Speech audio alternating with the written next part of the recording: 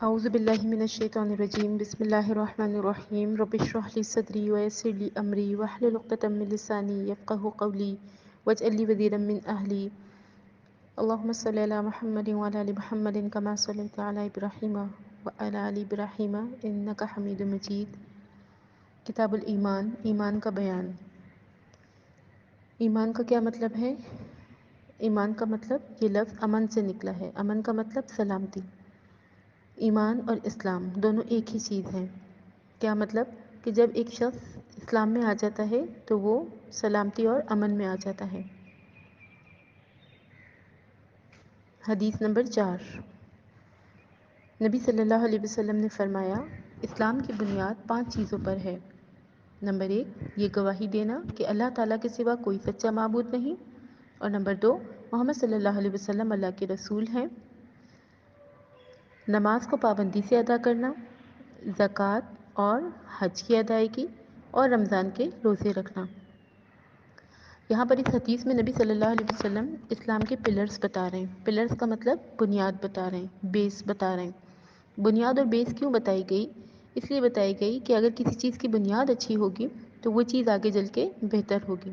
مثلاً اگر ہم ایک پودے کے لیے اچھا بیج، بہترین کھاد اور وقت پر پانی اور تمام چیزیں دیں گے اس کو، تو وہی پودا بہترین درخت بن سکتا ہے۔ بالکل اسی طرح ایک شخص اگر اپنی بنیاد اچھی نہیں کرے گا تو آگے جا کے وہ دین و دنیا کے قابل نہ رہ سکے گا۔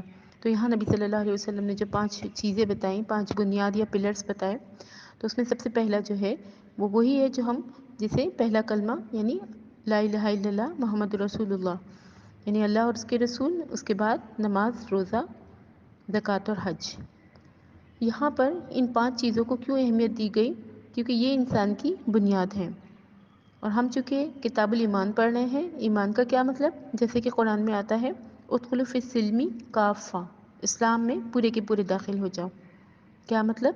یعنی کہ ہر معاملے میں یہ نہیں دیکھنا کہ ہمیں کیا پسند ہے، بلکہ یہ دیکھنا کہ اللہ کو کیا پسند ہے۔ جیسے کہ قرآن میں آتا ہے یا ایھا الذین آمنوا آمنوا، بظاہر ایک ہی بات لگتی ہے، آمنو آمنو، اس کا کیا مطلب؟ کہ اے لوگو جو ایمان لائے ہو، ایمان لے آؤ، یعنی کچھ دیر کے لیے ایمان لے آؤ۔ جیسے کہ نبی صلی اللہ علیہ وسلم صحابہ کرام کو فرماتے تھے کہ جنت کی گزرگاہوں سے گزرا کرو تو جنت کے پھل کھا لیا کرو۔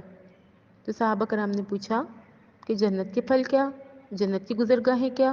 تو نبی صلی اللہ علیہ وسلم نے فرمایا تھا کہ علم کی محفلیں جنت کے پھل ہیں، جنت کی گزرگاہیں ہیں۔ یعنی جب ہم علم کی محفلوں میں ہوں گے، اپنے آپ سے قرآن کو جوڑ دیں گے، اپنے آپ سے دین کو جوڑ دیں گے، تو اس صورت میں ہم خود بخود ان 5 بنیادوں پہ عمل کر سکیں گے۔ اور ہم جب دین کی محفل میں ہوتے ہیں تو یقیناً ہم کچھ سیکھ کر جاتے ہیں۔ جیسے کہ ایک صحابہ کرام نے نبی صلی اللہ علیہ وسلم سے پوچھا کہ جب ہم آپ کی محفل میں ہوتے ہیں تو ہمارے ایمان میں، اور جب ہم اپنے گھر میں یا آپ کی محفل میں نہیں ہوتے تو ہمارے ایمان میں فرق آ جاتا ہے۔ نبی صلی اللہ علیہ وسلم نے فرمایا کہ یہ تو ہوگا، یعنی کہ انسان کا جو ایمان کا لیول ہوتا ہے وہ کبھی ایک جیسا نہیں رہتا۔ اور نبی صلی اللہ علیہ وسلم نے فرمایا کہ اگر تمہارا ایمان ایک جیسا رہے تو تمہیں فرشتے نہ اٹھا لیں۔ اس کا مطلب اگر ہر وقت ہم اسی حال میں رہیں جس حال میں ہم ایک قرآن کی محفل میں ہوتے ہیں یا بہت نیک لوگوں کی صحبت میں ہوتے ہیں، تو اس کا مطلب یہ کہ ہم فرشتے نہ ہو جائیں۔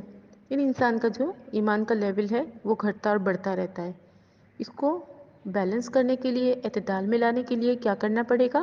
قرآن کی محفلوں سے اپنے آپ کو جوڑنا پڑے گا۔ کیونکہ جب تک ہم قرآن کی محفلوں سے اور قرآن سے اپنے آپ کو جوڑتے ہیں تو ہم ایک بہترین مومن رہتے ہیں۔ تو اسی لیے یہاں پہ فرمایا ادخلوا فی السلم کافہ، پورے کے پورے داخل ہو، ہر معاملے میں داخل ہو جاؤ، اپنے آپ کو سرنڈر کر دو، اپنے آپ کو اللہ کے حوالے کر دو۔ تو یہ ہماری تھی حدیث نمبر 4۔ اس کے بعد ہے حدیث نمبر 5۔ نبی صلی اللہ علیہ وسلم نے ارشاد فرمایا ایمان کی 60 سے زائد شاخیں ہیں، اور حیا یعنی شرم بھی ایمان ہی کی ایک شاخ ہے۔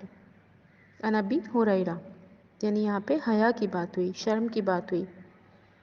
اس کی بات کیوں ہوئی کتاب الایمان میں؟ کیونکہ ایمان کا حصہ ہے انسان کے لیے شرم و حیا۔ سب سے پہلا جو گناہ شیطان نے کروایا تھا وہ کیا تھا؟ لباس اتروا دیا تھا نا حضرت آدم اور حوا کا۔ شیطان نے جو وار کیا تھا سب سے پہلا وہ بے حیائی پہ کیا تھا، یعنی کہ جو گناہوں میں سب سے زیادہ بڑھ جانے والی چیز ہے وہ بے حیائی اور لباس کا نہ ہونا یا کم ہونا۔ ایک چھوٹے سے بچے کی مثال ہم لیتے ہیں کہ جب ہم اس کو کپڑے پہناتے ہیں تو وہ کوشش کرتا ہے کہ میں اپنے آپ کو چھپا لوں۔ کیوں؟ کیونکہ اس کو بھی قدرتی طور پہ جو ہے اللہ نے حیا دی ہے۔ بچے کو بے لباس ہونا پسند نہیں ہے۔ جیسے ایک حدیث میں آتا ہے نا کہ تم سب مسلمان پیدا ہوئے تھے لیکن بعد میں آ کے یہودی اور نصارہ ہو جاتے ہو، تمہارے والدین تمہیں یہود و نصارہ کر دیتے ہیں۔ بالکل اسی طرح ہم سب جب پیدا ہوتے ہیں تو ہمارے اندر حیا ہوتی ہے، پھر جیسے جیسے ہم بڑھتے جاتے ہیں تو ہم معاشرے کی طرف رخ کرتے جاتے ہیں، اور پھر کیا ہوتا ہے ہم معاشرے کی طرح ہو جاتے ہیں۔ پھر دوسری بات یہ کہ ہماری جو ایک اور ہمارا المیہ ہے وہ یہ کہ ہمارے معاشرے میں جو ہے وہ جتنی زیادہ بے حیائی اور بے روی پھیلتی ہے تو ہم اس کو سمجھتے ہیں کہ یہ ماڈرنیسی ہے۔ اگر اس کو ہم ماڈرنیسی کہتے ہیں تو سب سے پہلی ماڈرنیسی جو ہے وہ تو پھر جانوروں میں ہے، کیونکہ جانور تو بالکل لباس نہیں پہنتے۔ تو بہرحال یہ ایک ایمان کا حصہ نہیں ہے۔ جیسے کہ ایک حدیث میں آتا ہے نا کہ جس کا حدیث کا مفہوم ہے کہ وہ عورتیں جو مردوں کو اپنی طرف متوجہ کرنے والی ہوتی ہیں وہ جنت کی خوشبو بھی نہیں سونگھیں گی، حالانکہ جنت کی خوشبو 500 سال کی مسافت سے آتی ہے۔ یعنی کہ اگر عورت بے حیائی کرتی ہے تو اس کا اثر نہ صرف معاشرے پر، اس کے گھر پر، بلکہ پورے جو ہے وہ تمام لوگوں پر ہوتا ہے، مردوں پر بھی اس کا اثر ہوتا ہے۔ اور پھر ایک چیز ہم دیکھتے ہیں کہ آج کے دور میں عورت کو ہی نشانہ بنایا جا رہا ہے، مردوں کی پروڈکٹ میں بھی عورت ہی ہے۔ اس کا مطلب عورت کو استعمال کیا جا رہا ہے بے حیائی پھیلانے کے لیے۔ پھر دوسری بات یہ کہ جب ہم کسی سے کہتے ہیں لباس کے بارے میں یا حیا کے بارے میں تو پھر معاشرے میں ایک جملہ سننے کو ملتا ہے کہ ہماری آنکھوں میں تو شرم ہے، چہرے کو یا جسم کو ڈھکنا ضروری نہیں ہے، ہماری آنکھوں میں شرم ہے۔ تو پھر میں یہ پوچھتی ہوں کہ جب پردے کے احکامات آئے تھے دنیا کے سب سے زیادہ حیادار عورتوں نے دنیا کے سب سے زیادہ حیادار مردوں سے پردہ کیوں کیا؟ تو یہ بات ثابت کرتی ہے کہ اللہ تعالیٰ نے مرد اور عورت دونوں کو حیا یا اپنے آپ کو ڈھانپنے کا حکم دیا ہے۔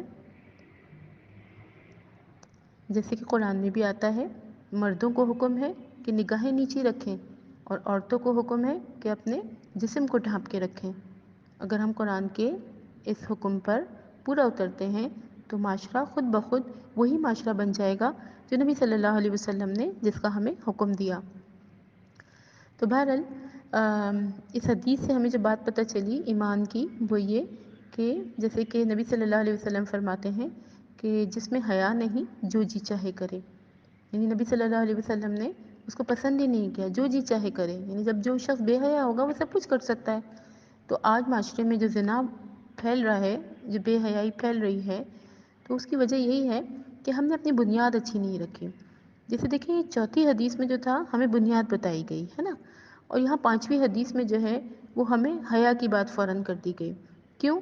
کیونکہ جب ہمارے معاشرے میں ایک بچی ہوتی ہے چھوٹی 10-8 سال کی تو ہم کہتے ہیں ابھی بچی ہے، اس کو ہم مختصر لباس بھی پہناتے ہیں، اس کو ہم دوپٹہ بھی نہیں دیتے اور ہر طرح کی آزادی دے دیتے ہیں۔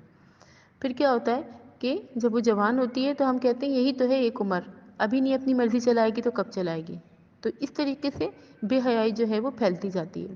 تو پھر سوال یہ ہے کہ عورت حیا کب کرے گی؟ کیا بڑھاپے میں کرے گی؟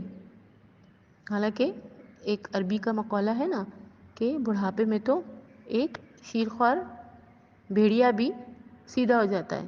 اس کا مطلب اگر ہم بڑھاپے میں آ کر سدھرے تو کیا سدھرے؟ تو بہرحال اس حدیث سے ہمیں پتہ چلتا ہے کہ ایمان کی جہاں 60 شاخیں ہیں تو ان میں سے شرم و حیا جو ہے وہ بھی ایک شاخ ہے، اور نبی صلی اللہ علیہ وسلم نے فرمایا نا کہ جو چاہے کرو، اگر حیا نہیں کرتے تو